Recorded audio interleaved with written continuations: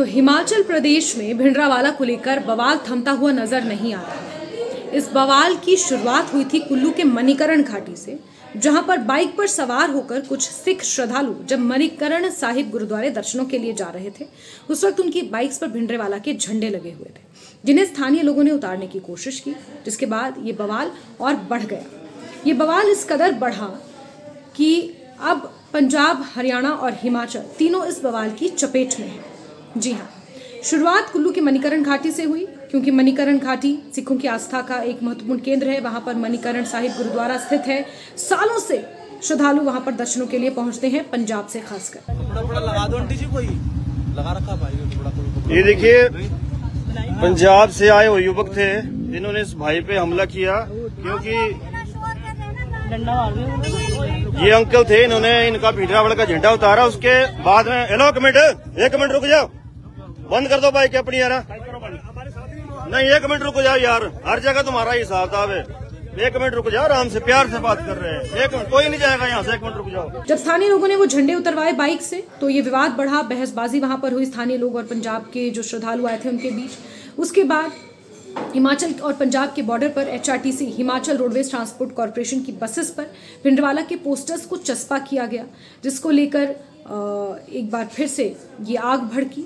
और उसके बाद पंजाब के मोहाली जिले के खरड़ इलाके में फ्लाईओवर पर 6:15 बजे हमीरपुर डिपो की बस जब चंडीगढ़ से हमीरपुर के रवाना हो रही थी, तो वहां पर उस बस पर पथराव किया गया और डंडे और लाठियों से उस बस में तोड़फोड़ की गई। 24 यात्री उस बस में सवार थे, लेकिन यात्री सुरक्षित रहे। लेकिन उसके बाद जो ये बवाल बढ़ा, इसको लेकर कहीं ना कहीं अब तनाव की स्थिति पैदा हो गई है। हिमाचल और पंजाब के बीच ये जो तनाव है, ये लगातार बढ़ता जा रहा है। बॉर्डर्स पर सिक्योरिटी को टाइट कर दिया गया है। इस बीच हमने होशियारपुर की भी वो तस्वीरें देखी, जहां सिख जत्थेबंदियों ने अरदास करने के बाद ये निर्णय लिया कि वो हिमाचल की ओर कूच करेंगे और हिमाचल प्रदेश की बसेस पर भिंडरावाला के पोस्टर्स लगाए जाएंगे। तो आपको बता दें कि भिंडरावाला को लेकर, खालिस्तानी समर्थकों को लेकर अब जिस तरह का आक्रोश और जिस तरह की बातें सामने निकल कर आ रही हैं, वो कहीं ना कहीं इस विवाद का मूल कारण है। इस बीच एंटी टेररिस्ट फ्रंट इंडिया की तरफ से भी बीते कल अंबाला में प्रोटेस्ट किया गया। पंजाब रोडवेज ट्रांसपोर्ट कॉरपोरेशन यानी कि PRTC की बसेस पर भारत माता के पोस्टर्स लगाए गए, नारेबाजी की गई और खालिस्तानियों को सबक सिखाने का जिक्र एंटी टेररिस्ट फ्रंट इंडिया द्वारा किया गया। ना खालिस्तान बना है, ना खालिस्तान बनेगा। भारत माता की, भारत माता की, भारत माता की, खालिस्तान, खालिस्तान। उनका ये कहना था कि खालिस्तान न कभी बना था, न कभी बनेगा। खालिस्तानी समर्थकों को उन्होंने कड़ा संदेश दिया, कड़ी चेतावनी दी कि किस तरह से अगर शांति भंग करने की कोशिश उनके द्वारा की जाएगी तो फिर बख्शा नहीं जाएगा, हर एक को सजा दी जाएगी। और इस बीच बड़ी बात सामने निकल कर आई राज्यसभा से, जब केंद्रीय गृह मंत्री अमित शाह राज्यसभा में बोल रहे थे, तो खालिस्तानियों पर उन्होंने जमकर निशाना साधा। उन्होंने कहा कि एक अमृतपाल था जिसने खालिस्तानी बनने की कोशिश की थी, जो आज असम की जेल में है। और अगर कोई और खालिस्तानी बनने की कोशिश करेगा या उन पद चिन्हों पर चलने की कोशिश करेगा, तो उसका भी यही हश्र होगा। ये केंद्रीय गृह मंत्री अमित शाह ने राज्यसभा में बीते कल कहा। इसके इतर आज का अगर जिक्र किया जाए, तो आज हिमाचल प्रदेश की राजधानी शिमला में एंटी टेररिस्ट फ्रंट इंडिया द्वारा एक विरोध प्रदर्शन किया जाएगा। 12 बजे के आसपास का समय मुकर्रर किया गया है, जब एक और विरोध प्रदर्शन इसको लेकर किया जाएगा और पंजाब और हरियाणा रोडवेज की बसेस पर भारत माता के पोस्टर्स चस्पा किए जाएंगे, यानी कि पोस्टर्स लगाए जाएंगे।